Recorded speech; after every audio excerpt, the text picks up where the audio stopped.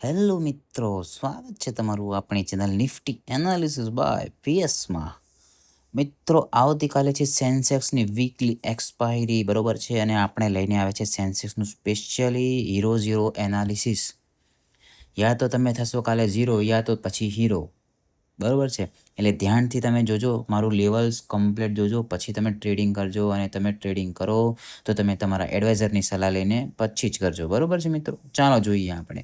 જો હવે તમને સમજાવી દઉં, બરોબર છે, કે હું તમને લાસ્ટના કેટલા વિડીયોથી તમને બતાવું છું કે ભાઈ આઇકણથી જે રિજેક્શન આવે છે, જે ટ્રેન્ડ લાઇન ઉપર મેં દોરી છે ને ડેલી ટાઈમ ફ્રેમ પર, તો ત્યાંથી બજાર રિજેક્શન લે છે અને પછી જો તમે રિટેસ્ટ થયું, હવે જો નીચે. હવે આવતીકાલે તમને શું લાગે છે કે ભાઈ ઉપર જશે કે નીચે? સમજ્યા? રિટ્રેસ થઈ નીચે જશે.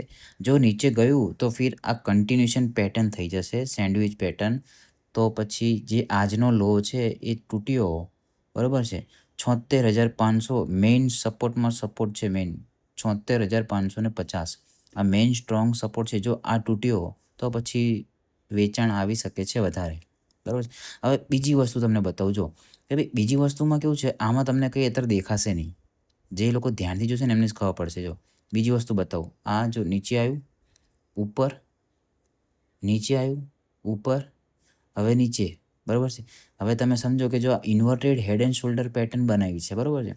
જો આ 100% વર્ક કરશે ને inverted head and shoulder pattern, તો પછી જે સેન્સેક્સ છે એ થોડુંક કાલે ગેપ ડાઉન યા તો ફ્લેટ ટુ નેગેટિવ ખુલીને નીચે આવવાની સંભાવના છે.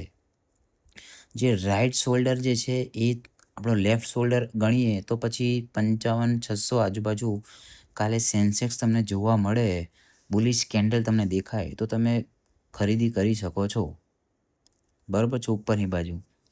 હવે વ્યૂ આપણે આપવાનો, સમજો. કોઈ બજાર કઈ રીતનું રહે, રાત્રે ન્યૂઝ શું આવે શું ના આવે એ આપણને કોઈને ખબર નથી હોતી, બરાબર છે.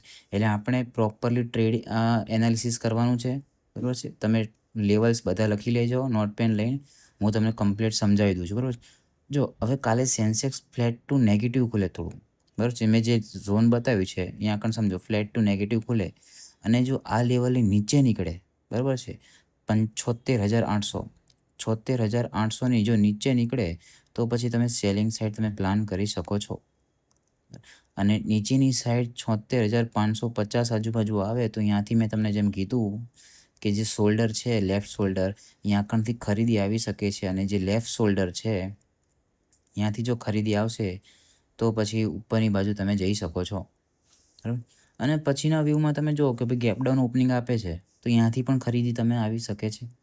અને ખરીદી જે આવે છે જો પછી, તો એના પછી જે નેકલાઇન જે છે 77,070ની જે નેકલાઇન બને છે, તો જો એ બ્રેકઆઉટ આપશે તો પછી ઉપરની બાજુનો ટાર્ગેટ તમે 2-3 ટાર્ગેટ લઈ શકો છો. 77,680 આજુબાજુ જઈ શકે છે સેન્સેક્સ, બરાબર છે. હવે એના પછીનો બીજો વ્યૂ તમને આપું તો બીજા વ્યૂમાં ભાઈ કઈ રીતનું રહેશે ખબર છે? જે સેન્સેક્સ જે છે એના માટે મેજર લેવલ્સ છે ને એ આવી રહ્યો છે. જો આની નીચે નીકળ્યું તો પછી તમારે સેલિંગ સાઈડ પ્લાન કરવાનો છે, એમાં પછી તમારે ખરીદી કરવાની નથી, સમજે? જો હવે તમે સમજો કે એ લેવલ્સ મેં તમને કીધું, હવે એની નીચે આવ્યું મેજર લેવલ છે 76,200, બરાબર છે. આ 76,200 મેક ઇન બ્રેક લેવલ છે ઇન્ટ્રાડે બેઝ ઉપર. આ કોઈ હિસાબે તૂટવો ના જોઈએ. જો આ તૂટશે તો પછી સેલિંગ પ્રેશર વધી શકે છે, બરાબર છે. એટલે ધ્યાનથી તમે ટ્રેડિંગ કરજો. મેં તમને લેવલ્સ આપી દીધા છે, તમારે કઈ રીતનું ટ્રેડ કરવું, કઈ રીતનું ના કરવું તમારે ધ્યાન રાખવાનું છે, બરાબર છે. પછી જો ફ્લેટ ટુ પોઝિટિવ ખુલે, સમજો, તો પછી મેં જેમને જે લેવલ બતાવ્યો ને 76,550, જો એ તૂટ્યો ને તો પછી અહીંયાથી વીકવાલી આવી શકે છે. એમાં તમારે સેલ સાઈડ તમારે ટાર્ગેટ લેવાના છે 76,200 અને નીચેની સાઈડ જે છે એ, બરાબર છે. ચલો મળીએ નેક્સ્ટ વિડીયોમાં. આવજો. રાધે રાધે.